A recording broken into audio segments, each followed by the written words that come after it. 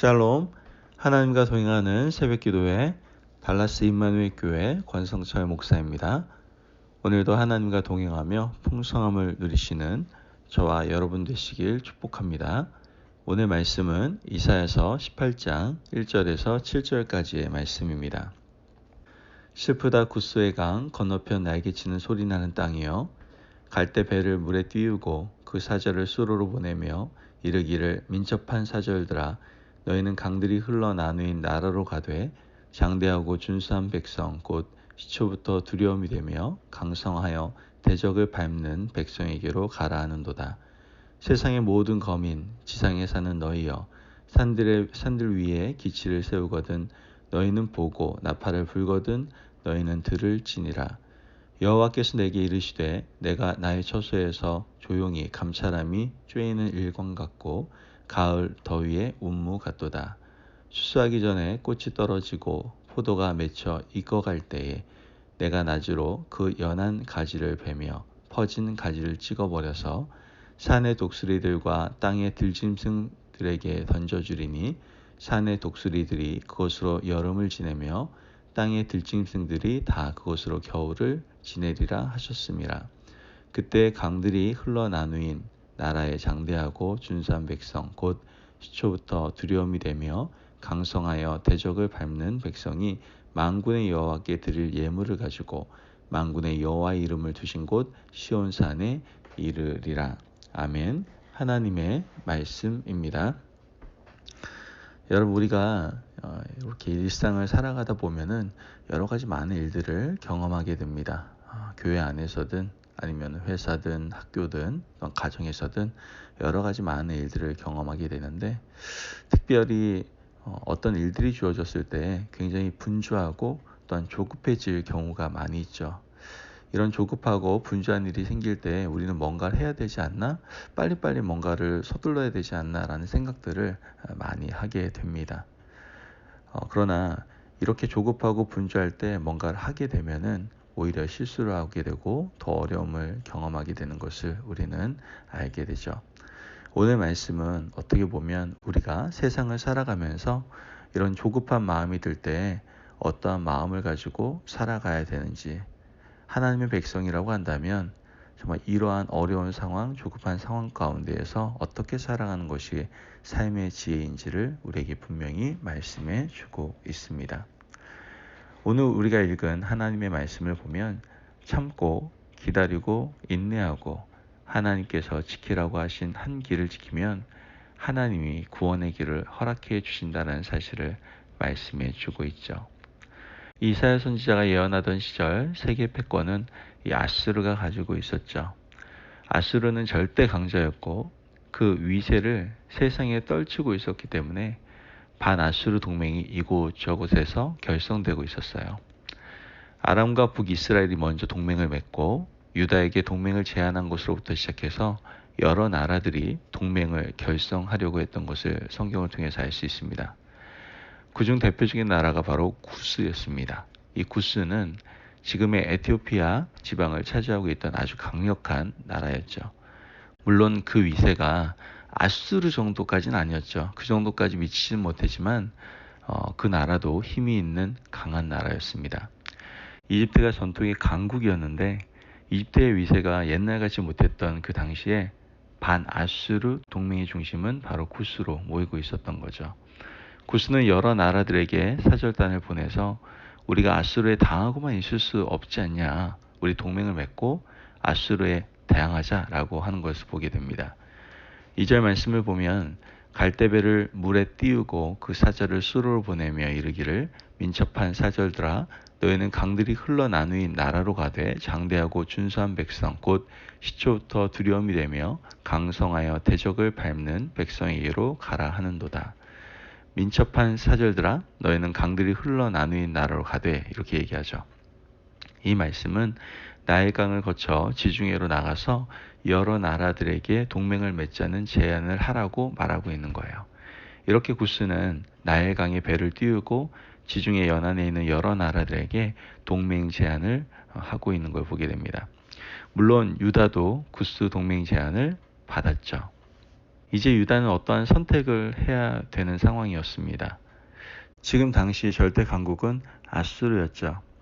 그리고 아람과 북이스라엘 동맹 제한, 이것도 받지 말라고 하나님이 말씀하셨거든요. 그렇다면 구스를 중심으로 한 반아수르 동맹 제한을 어떻게 해야 될까요? 받아야 될까요? 지금 상황에서 선택지가 하나밖에 없잖아요.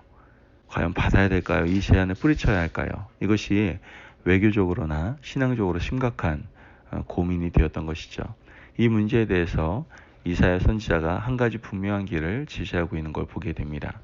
4절 말씀을 보면 여호와께서 내게 이르시되 내가 나의 처소에서 조용히 감찰함이 쬐이는 일광 같고 가을 더위의 운무 같도다. 아멘. 여기서 조용히 감찰함, 여기에 답이 있습니다.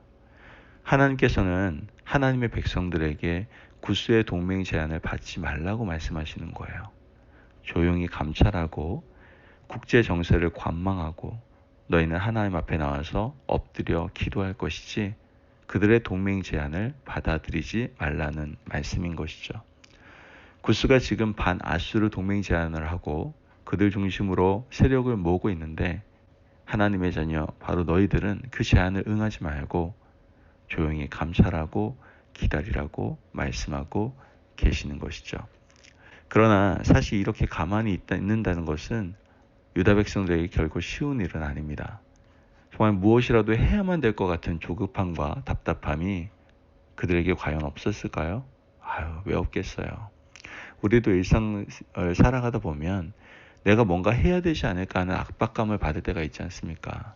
경제적으로 어려울 때, 또 주변 여러 상황들에 둘러싸여 있을 때, 어떻게 보면 지금 상황처럼 아람과 북이스라엘 동맹에 가담을 하든지 구스를 중심으로 하는 반아수르 동맹에 가담을 하든지 아니면 아예 아수르에 붙어서 생명을 연장을 꾀하든지 무엇이든지 해야 될 것 같은, 살아남아야 될 것 같은 그런 답답함을 우리는 분명히 경험할 때가 있을 겁니다.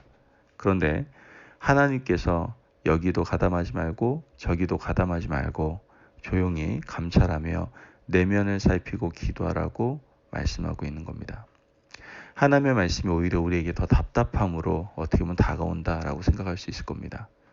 하나님께서는 구스가 결국 어떻게 될 거라고 말씀하십니까? 7절 말씀에 그때 강들이 흘러나누인 나라의 장대하고 준수한 백성 곧 시초부터 두려움이 되며 강성하여 대적을 밟는 백성이 만군의 여호와께 드릴 예물을 가지고 만군의 여호와 이름을 두신 곳 시온산에 이르리라. 아멘. 강력한 군대인 구스가요, 하나님께 드릴 예물을 가지고 성전에 있는 시온산에 와서 엎드리는 그날이 올 것이다 라고 말씀하는 거예요. 구스가 오히려 시온에 와서 예배한 날이 올 것인데 너희가 왜 구스를 중심으로 반아수르 동맹에 가담해야 되느냐 하는 것이 하나님의 말씀이다 라는 것이죠. 여러분, 아무것도 하지 말고 가만히 있으라는 말씀은 여기만 나오는 말씀이 아니잖아요. 출애굽기에서 이스라엘 백성들이 출애굽할 때 홍해를 만납니다. 앞은 홍해 바다가 있고 뒤에는 이집트의 군대가 뒤쫓아오죠. 어떻게 해야 되겠습니까? 뒤돌아서서 싸우자니 힘이 부족하고 바다로 뛰어들면 죽을 것 같습니다. 그때 하나님께서 모세를 통해서 말씀하신 것이 바로 이거예요. 한번 잘 들어보시기 바랍니다. 너희는 두려워하지 말고 가만히 서서 여호와께서 오늘 너희를 위하여 행하시는 구원을 보라. 너희가 오늘 본 저 애굽 사람을 영원히 다시 보지 아니하리라 하시니라. 아멘. 이게 하나님의 말씀이셨어요. 오늘 복잡한 인생을 사는 우리에게 주시는 하나님의 말씀으로 여러분들 꼭 받아들이시기를 주님의 이름으로 축복합니다. 우리가 이것도 하고 저것도 하며 이방 사람들과 손잡고 살아남기 위해서 발버둥 치는 과정에서 여러분, 우리는 믿음을 잃어버리기가 너무나 쉽습니다. 이방 민족 구스와 동맹을 맺는 순간 유다의 신앙이 흔들리기 시작할 겁니다. 하나님께서 가만히 있으라고 하시는 말씀은 무슨 말씀이에요? 하나님께서 전적으로 책임진다라는 말씀입니다. 아무것도 하지 말고 가만히 기다리며 믿음을 지키면 너희를 내가 책임지겠다라고 말씀하시는 약속의 말씀인 것이죠.